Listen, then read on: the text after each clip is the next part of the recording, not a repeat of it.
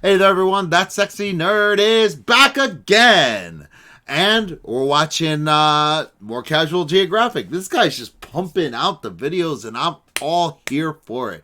I just hope you guys like these videos because, I'm not getting as many views on them as I usually did. And one of them even got 3,000 views. What's up with that? Come on, guys. All these are great, and I love reacting to them.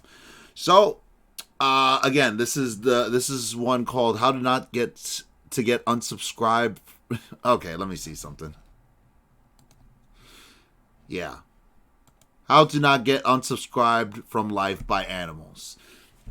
I think he's done this video before. I think this might have been his first video, but I might be wrong from that. And I feel like this is probably a remake, but I guess we'll see. So, let's not discuss it anymore. Let's just get into the episode. And remember, please smash that like button if you want to see more sexy and nerdy content. And subscribe if you believe I deserve it. Again, I'm trying to get to 1,000 subs.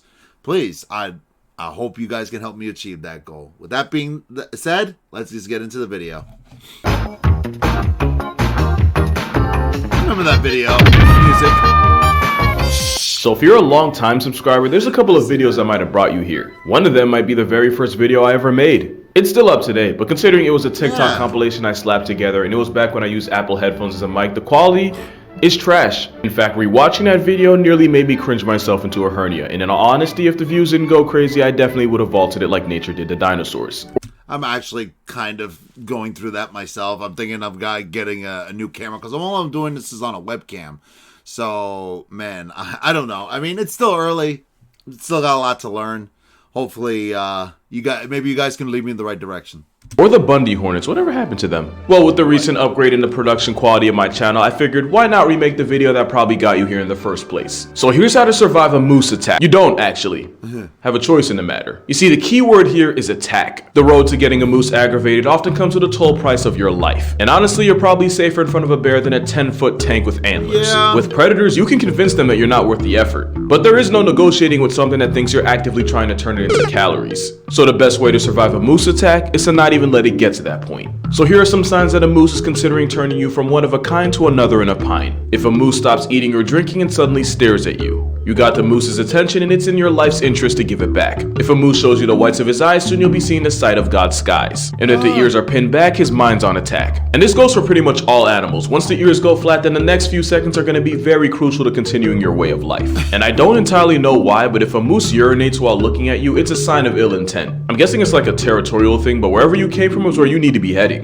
And if a moose lowers his head and starts approaching you, that is likely the last warning that doesn't come with a hospital bill. Of course, none of that really matters because a four-legged armored truck with the ability to make conscious choices could just choose to charge unprovoked. Because there is no playbook in nature that the Moosai is going to follow. At which point, your options are limited, but you're going to want to get into a car, a shed. What? Oh my god. It staggers the mind that you could see the dumbest people in humanity just by watching some of these videos. Why are all these dumb people gathering around to look at a moose? They earned that whole poof right to the face. They earned it. I'm so done with dumb people.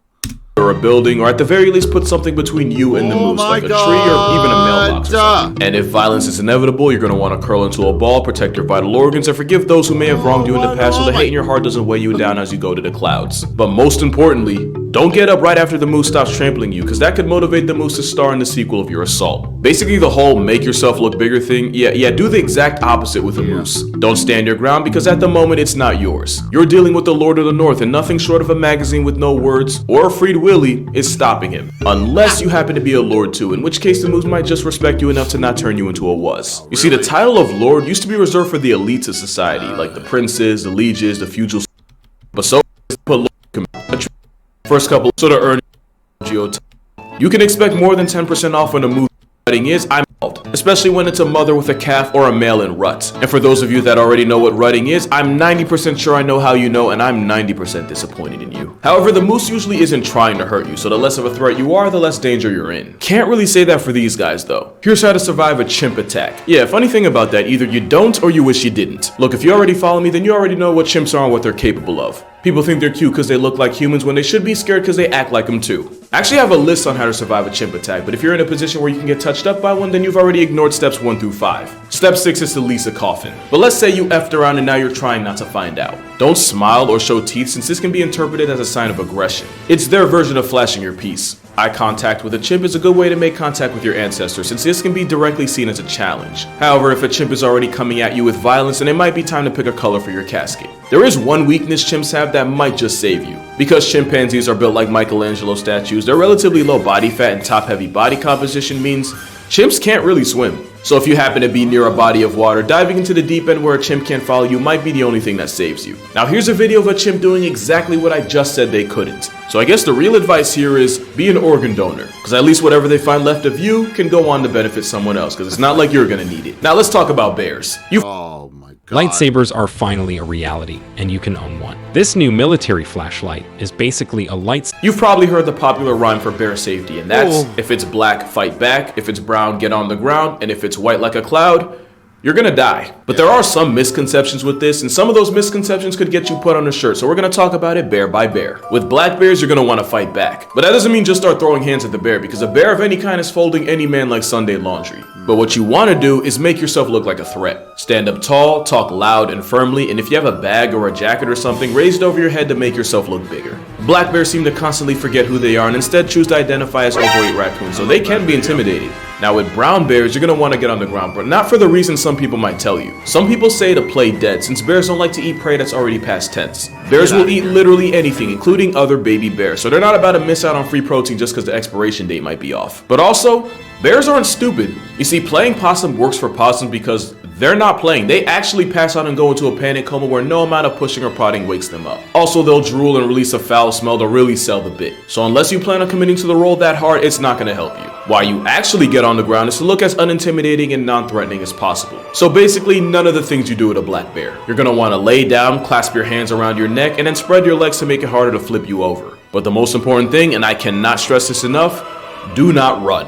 A bear can keep pace with a horse over a short distance, so all running does is guarantee you get made into a memory sooner. Especially since bears are the largest terrestrial predators on the planet while also having the endurance of a CrossFit junkie. And sometimes the bear will test their instincts by charging. Most charges, however, are bluffs, and the worst thing you can do for your health is do to a race with a homicide case with paws. Also, whoever said bears can't run downhill was actively trying to sell the human race. Yes, they can, and thinking they can't will be your downfall. But the best way to survive a bear attack is to avoid one in the first place. So if you're ever hiking in bear country, you're actually going to want to make noise. Which sounds counterintuitive, but making a lot of noise actually tells the bear where you are and allows it to avoid conflict in the first place. Also, since bears have a hypersensitive nose and sense of smell, carrying bear spray can be the difference between going home in peace and resting there in pieces. Bear spray is said to save people from serious injury in bear encounters 98% of the time.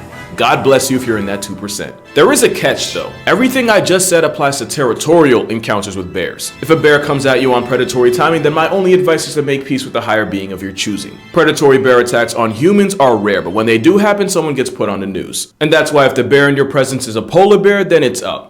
And by it, I mean your time on Earth. Polar bears are hyper carnivores, so while other bears are omnivorous, polar bears are all meat all the time. And since polar bears can smell their next meal from an area code away, by the time you see him, just know he's been plotting on you. There is one tip that says polar bears have ADHD, and undressing and tossing articles of clothing will distract it long enough for you to escape. But unless you have like an unlocked car or a bear-proof house, all you've done is guarantee that you now die naked and cold. And if the bear somehow doesn't get you, whoever finds your body gets to see exactly how your life ended.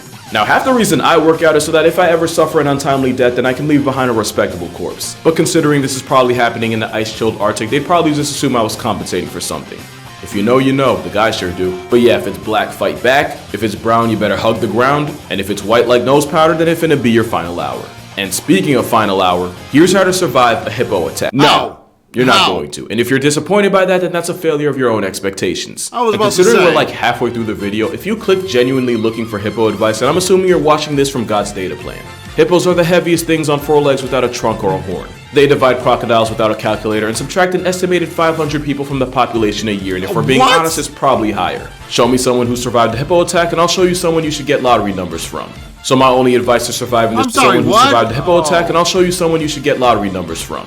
So my only advice to surviving this whale Karen throwing a fit is to uninstall yourself so he doesn't get credit for the kill. Unless you're exercising the right to bear absolute heat, in which case I hope he likes seafood because he finna eat some shells. Then again, since hippos are as close as you can get to being bulletproof, Self-deletion might be the easiest way out. Ironically, in this entire video, the cougar might be the most survivable out of any animal. Yeah. The rules for surviving a cougar are pretty simple. Try to travel in groups, avoid being out at dawn or dusk, and if one tries to offer you a drink, just remember nothing in this life is free. Now, when surviving the actual cats, the rules are a little different. You see, cougars are actually naturally wary of people and are perfectly happy avoiding humans. So if a puma ever presses you like in this video, it's likely you accidentally stumbled into some cubs and now you gotta see the mama about it. Back away slowly. All running does is tell the cougar that you're something worth chasing. Also, with ambush hunters, the worst thing you can do when a cat confronts you is turn your back to it, because that makes it more likely to pounce. You're gonna want to stand up tall and back away slowly while speaking in a loud, firm voice. It doesn't matter what you say, you can recite the entire script for the Bee Movie, as long as it's loud enough for the cougar to hear you.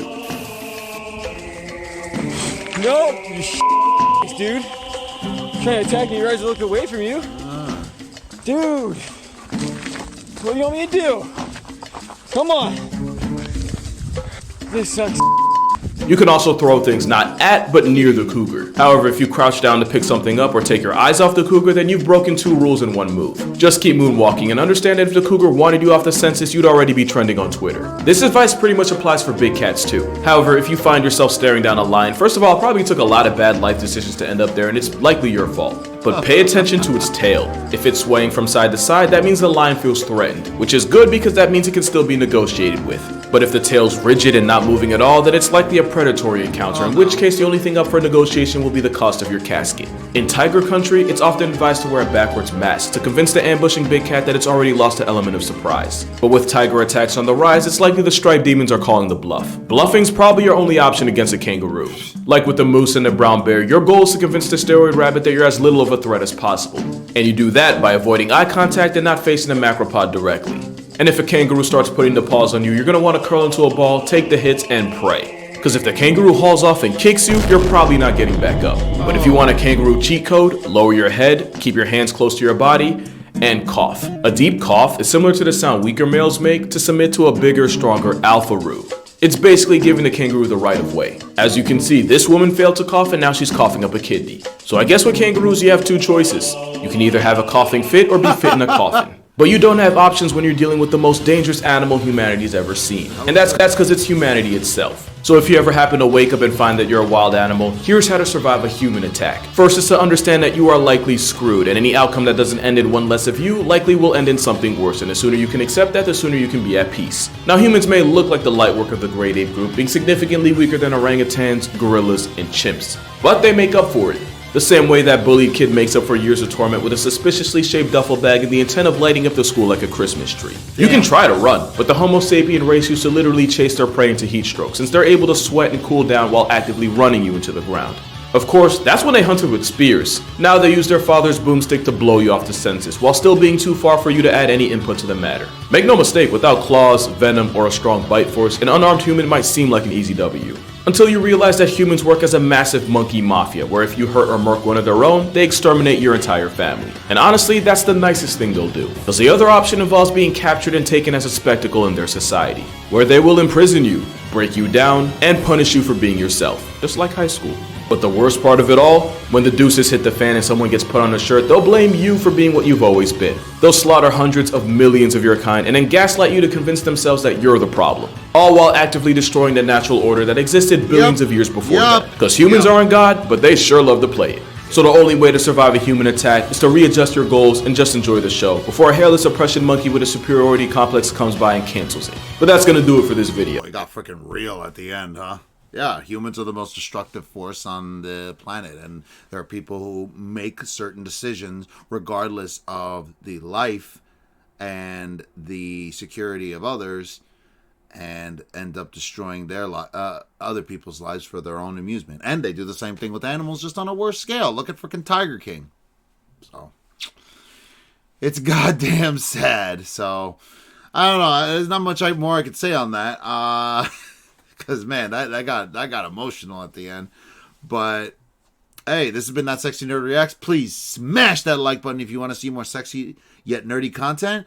Also, I really hope you guys subscribe as much as possible because, man, I'm trying to get to 1,000 subs. And I can't wait to get more consistent content out to you guys. So, I'll see you all in the next video.